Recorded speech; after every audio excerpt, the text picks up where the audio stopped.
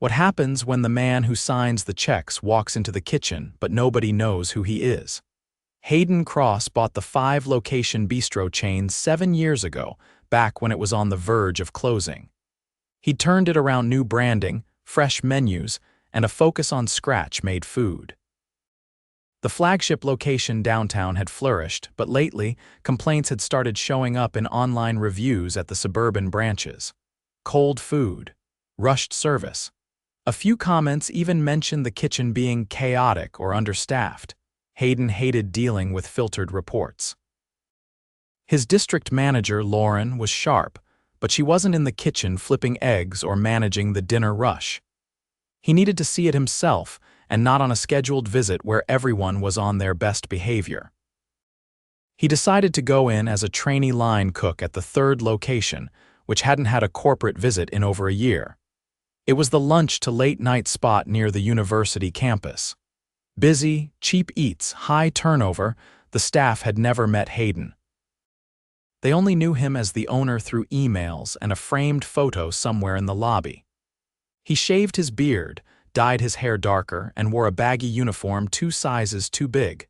No watch, no wedding ring, no trace of executive polish.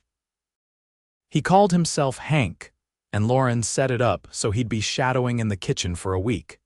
She told the kitchen manager he was an extern from a culinary program.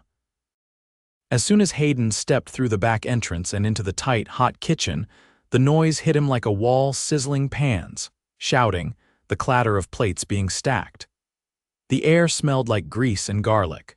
A short, wiry guy with a tattoo sleeve and a deep scowl looked up from the fryer. "New guy?" the man asked, wiping his brow with his sleeve. "Yeah, Hank," Hayden said, holding out a hand. The man just nodded. "I'm Lewis. You're with me. Don't slow me down."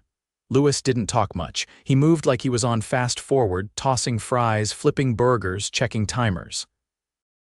Hayden did his best to keep up, but the pace was brutal. No breaks, no water. Lewis didn't stop moving for 3 straight hours. Around 4, a lanky woman with a messy bun and an apron stained with tomato sauce came in through the back. Her name tag read Danica. She looked exhausted.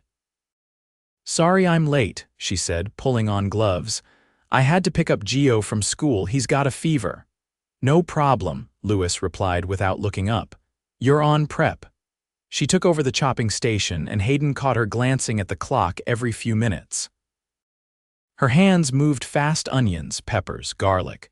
Her knuckles were red and raw by 7. The orders were flying in nonstop. Lewis hadn't taken a breath. He was sweating through his shirt.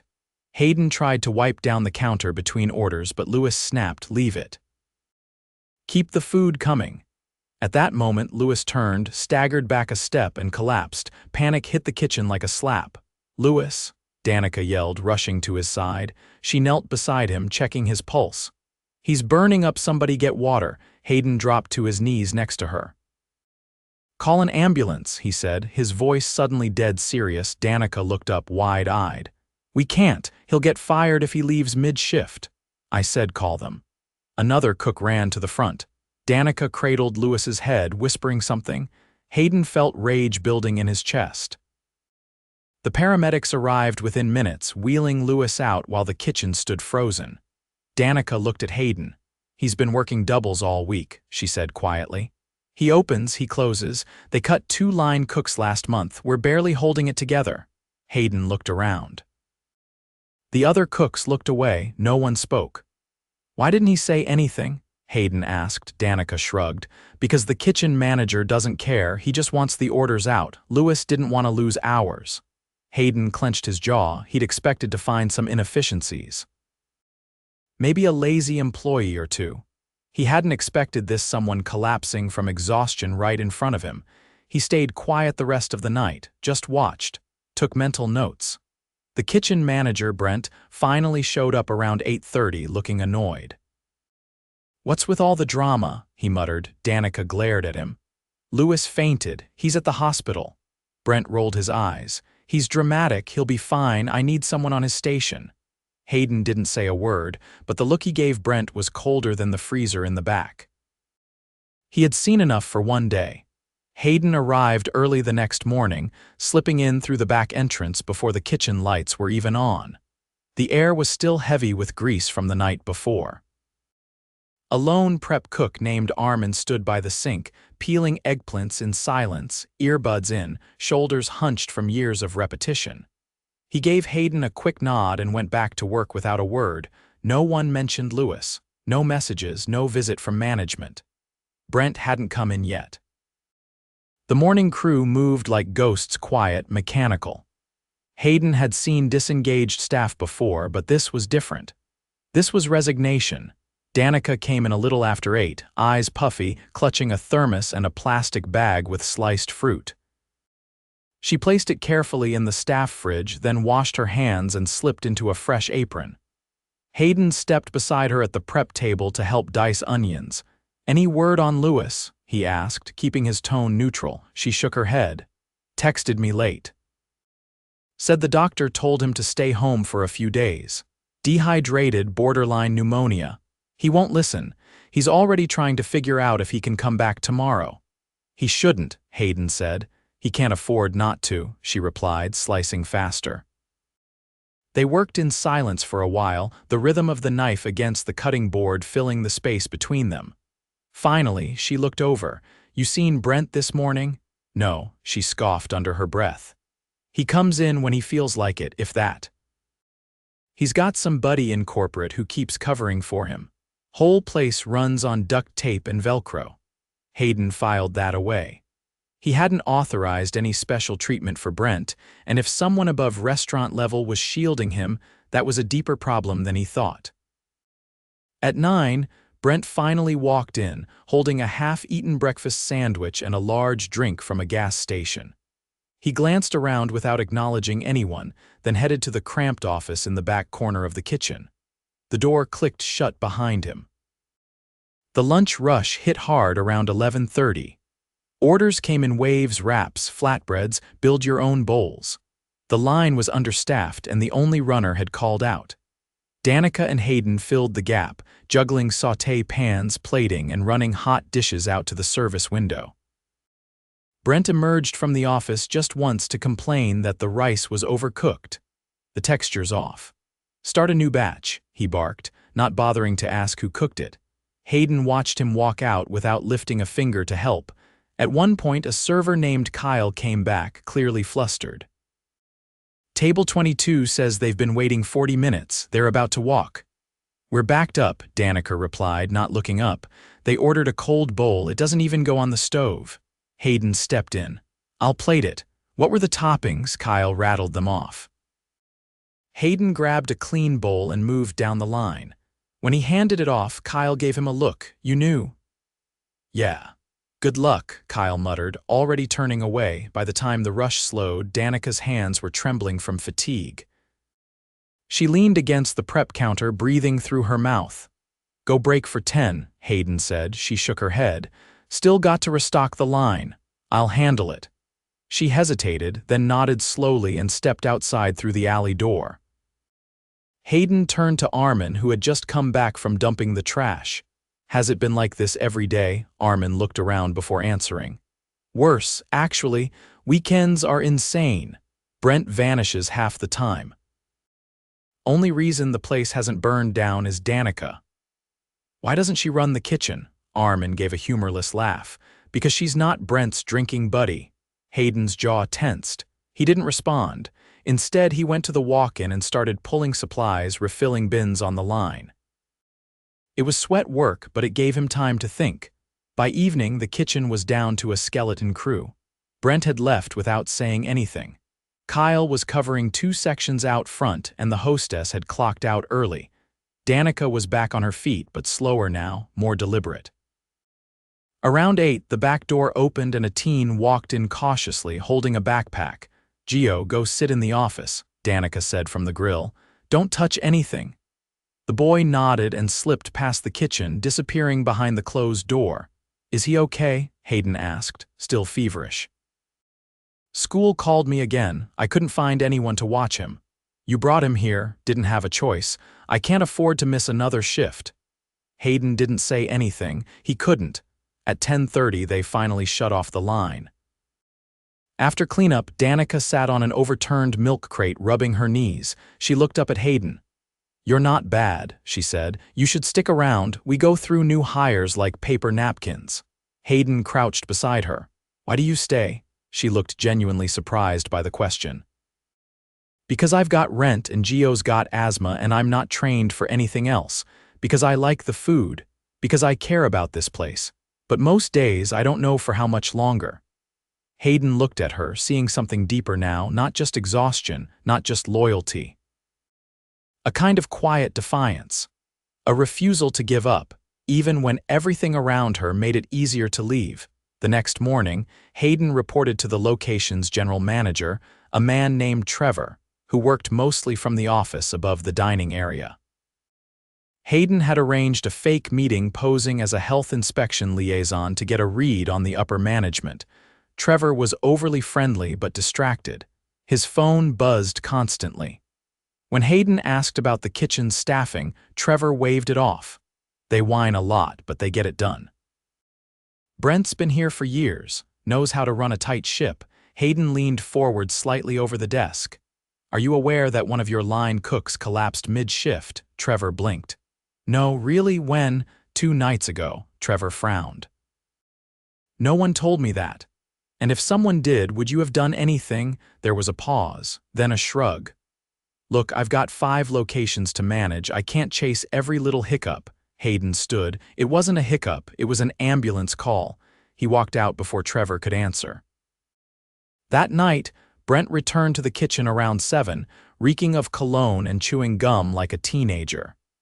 He made a show of giving instructions, then disappeared into the back office again. When Hayden stepped inside the office 10 minutes later, Brent was scrolling his phone, feet up on the desk. Brent glanced up. "You lost." Hayden shut the door behind him. "No, I'm exactly where I need to be," Brent laughed. "Okay, tough guy, I'm not a trainee." "My name's Hayden Cross." Brent blinked, confused. "I own this company." The room went dead silent. Hayden stepped closer. "I've spent 3 days watching you vanish during shifts, ignore emergencies, and let your team drown while you hide in here. You had a man collapse on your line from exhaustion, and you didn't even speak to him afterward." Brent's face went pale. "Wait, hold on, you're done. Clean out your locker. You're not walking back into this kitchen again. I've been here for 8 years, and in that time you've learned how to survive, not how to lead. That ends now." Hayden opened the door. "Leave your badge at the host stand." Brent hesitated, then stormed out, slamming the door behind him. Hayden exhaled slowly, then pulled out his phone. He called Lauren. "Get me a regional trainer in here tomorrow. Danica's taking over the kitchen for now." There was a pause on the line. "You sure? She's already been doing the job." "I'm just giving her the title." Danica stood frozen behind the prep counter, staring at the empty space where Brent had just been. For the first time in months, the kitchen was quiet, not because the rush had slowed, but because the weight of his presence was gone. Armin looked over from the dish pit, still holding a wet tray in one hand. "Did that just happen?" he asked. Hayden stepped back into the kitchen, nodding once. "He's not coming back." Danica's voice was low. "Are you serious?" "I don't make announcements I don't mean." She glanced at Armin, then back at Hayden. "What now?" "We move forward. Starting tomorrow morning, you're running this kitchen." Before she could respond, he added, "Temporarily for now, you'll get full support. A regional trainer's coming to help you stabilize things, hiring, scheduling, inventory. But I've watched you carry this place long enough. It's time the title caught up." Danica didn't say anything. She just lowered her head for a moment, hands on the counter. Not in disbelief, more like someone finally allowed to exhale after holding their breath too long. "I'll stay through close," Hayden said. "Let's get prepped for tomorrow." They worked in near silence for the next hour. No one filled Brent's absence with chatter. It was as if everyone was still recalibrating, waiting to see what would actually change. After the last pan was stored and the lights dimmed, Danica walked past Hayden on her way out. She paused at the back door. "You want me to call out tomorrow?" she asked. "So the trainer has a clean slate." No, Hayden said. I want them to see why you're the one I trust. By 6 the next morning, Hayden was back at the location, sitting alone in the front booth with a black coffee. The interior was dimly lit, chairs still upside down on tables. From the kitchen, he could hear the first signs of movement. Armin unlocking storage, a new hire named MYA unpacking produce with slow, deliberate steps. At 7:30, a woman in a blazer and apron arrived. Tanya, the regional trainer. She moved with quiet confidence, scanning the kitchen quickly before walking over to Danica, who had just finished setting up the grill station. "Morning," Tanya said. "You're Danica." Danica wiped her hands on a towel and nodded. "That's me. I'm not here to take over.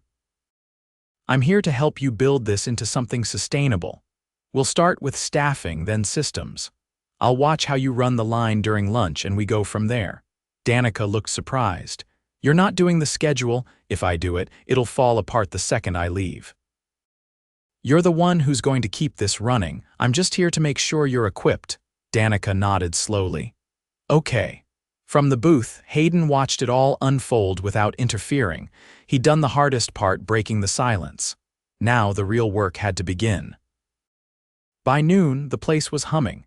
Still understaffed, still stretched thin, but the tone had shifted. Tanya shadowed Danica on the line, occasionally asking questions, never stepping in unless invited. Kyle, the server, looked slightly dazed by the sudden change in tone. "You know," he said to Hayden during a lull, "I didn't think she'd last. Danica, I mean. Brent used to make bets on when she'd finally walk."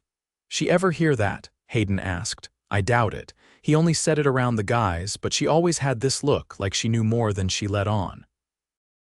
"I think she just waited him out." "She did more than that," Hayden said. Kyle looked at him. "So what happens now? That depends on how serious everyone is about changing." After the lunch rush, Hayden stepped into the office upstairs.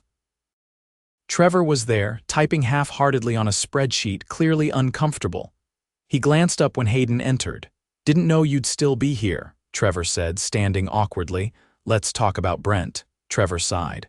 "Look, I didn't know it had gotten that bad. You didn't care to know." "There's a difference.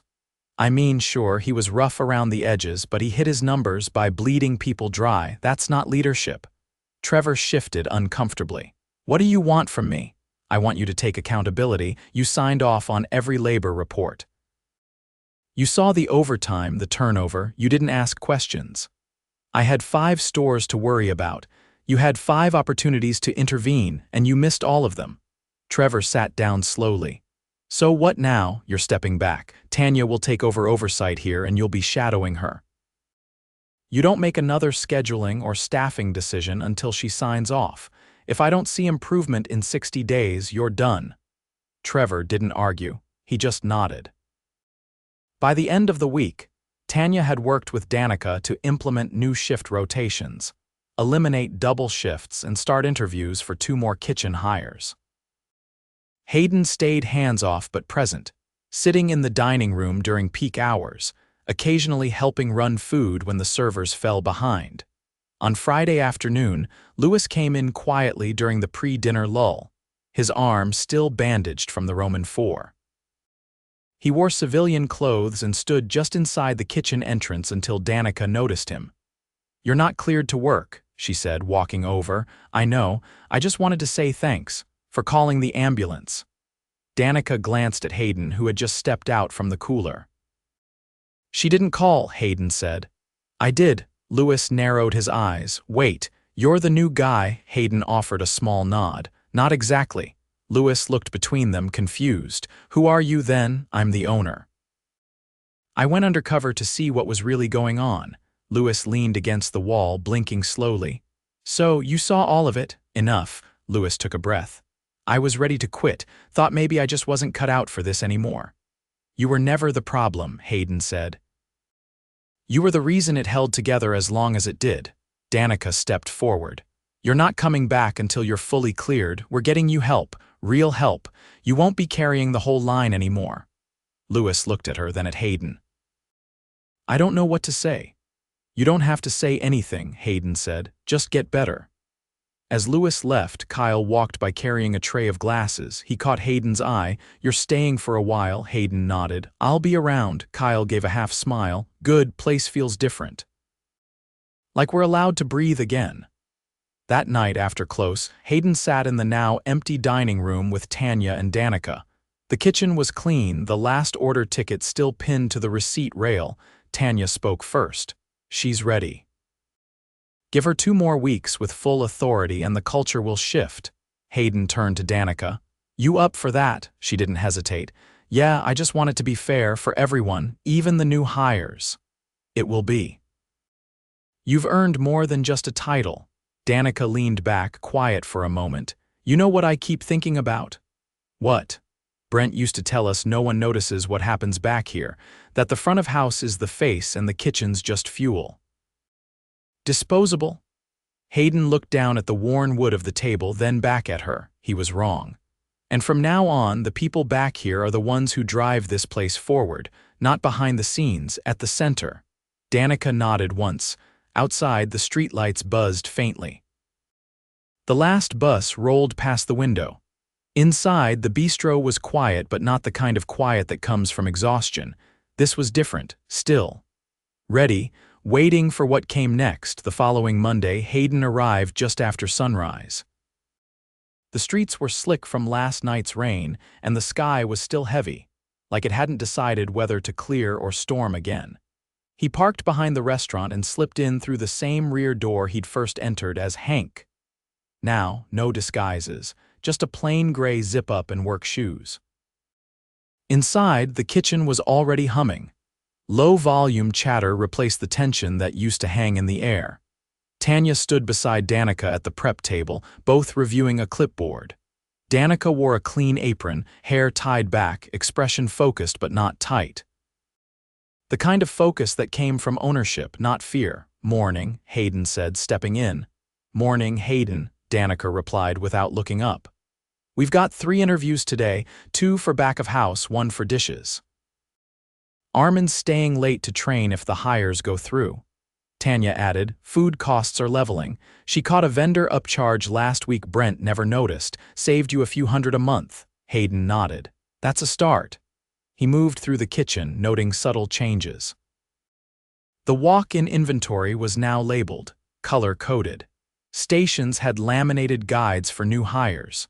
There were still gaps. Lewis was out another week, and Danica was pulling doubles when needed, but the chaos was organized now. Intentional. In the afternoon, Hayden took a seat in the corner booth near the pass window. From there, he watched the flow of service. Kyle moved with more ease now, coordinating with the kitchen instead of dodging it. The new runner, a quiet young woman named Sonia, held her own during the early dinner push. Midway through the shift, a young man named Devin arrived for his prep cook interview. He was tall, early 20s, and clearly nervous. Tanya brought him into the kitchen, where Danica paused her work to speak with him by the dry storage shelves. "Walk me through your last job," Danica said, wiping her hands on a towel. "I was at a diner in Midtown, mostly breakfast, prep, some grill." "Why'd you leave?" The manager yelled a lot. Like all the time, didn't matter what you did, it was wrong. "I stuck it out a while, but it got to a point where I couldn't focus." Danica nodded. "We're fast here, but we don't shout. If you mess up, we fix it. That sound fair?" "Yes, it does. Can you stay for a working trial? Just 2 hours. Paid." "Yeah." "I can." Danica called over Armin, who was chopping herbs. "Show him the prep list. Keep it tight. He's on trial." "Got it," Armin said, gesturing for Devin to follow. Tanya leaned over to Hayden at the booth. "That's the 4th candidate who mentioned toxic kitchens elsewhere. It's not just us cleaning house. That's why we set the tone here," Hayden said. "Not just fix symptoms." By 8, Devin had quietly prepped 3 full containers of diced vegetables, kept his station clean, and asked clear questions. Nothing fancy, just solid, steady work. Danica called him over as the shift began to wind down. "You're hired," she said. "You start tomorrow." Devin's shoulders dropped just slightly. "Thanks, I won't waste it." "You won't get the chance," Danica replied. "We stay on top of each other here." As he walked out, Hayden turned to her. You've got a hiring instinct. I've got a filter. I remember what it's like to be new and scared. Later that night, after the kitchen had closed and the grill was wiped down, Hayden pulled Danica into the office. It was still the same cramped space Brent had used, but now the desk was cleared, the spreadsheets were current, and the whiteboard had actual shift notes rather than faded marker graffiti. He sat across from her, arms folded. You've held it together these past 2 weeks. Better than I expected. I didn't do it alone. No, but you guided it. You kept people from quitting, rebuilt the systems, and managed a kitchen that was on the edge of collapse. That's not temporary work. Danica leaned back slightly. You offering something permanent. I'm offering the kitchen manager position. Full title, salary, benefits, real authority. She didn't answer immediately, just looked at the office window where the reflection of the kitchen still flickered softly. I didn't think I'd be here this long, she said. When I applied, I just needed a paycheck. I didn't even plan on staying more than 6 months. And now, I've seen what happens when people at the top stop looking, when decisions are made from spreadsheets instead of real life. I've been on the floor when things broke. I know what it takes to fix them. Hayden nodded. That's why it's yours. I'll take it. He extended a hand. She shook it firmly. I'll need to train someone to replace me on the line, she said, and I want to rewrite the onboarding manual. It was junk. Do it. As she stood to leave, Hayden added, You're not invisible anymore, neither is this kitchen. She paused at the door. Then let's make sure it never is again. The following week, Hayden held a closed-door staff meeting in the dining room. Every employee from dish to front of house was there. No suits, no pretense, just chairs in a circle, coffee brewing in the corner.